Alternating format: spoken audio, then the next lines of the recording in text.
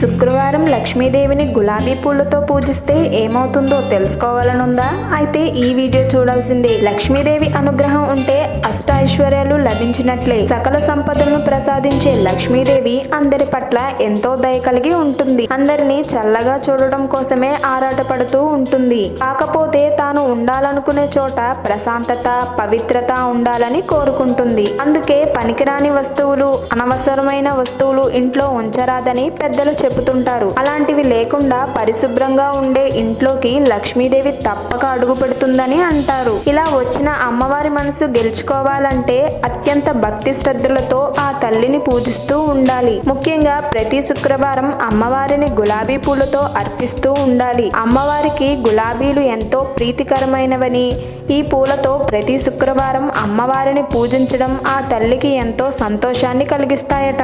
సంతృప్తి చెందిన అమ్మవారు తన భక్తులను ఆనందంతో అనుగ్రహిస్తుందట. ఫలితంగా ఆదాయ మార్గాలు పెరిగి ఆర్థికపరమైన ఇబ్బందులు తొలగిపోతాయని పండితులు అంటున్నారు. అందువల్ల శుక్రవారం రోజు లక్ష్మీదేవిని గులాబీ పూలతో పూజిస్తాము.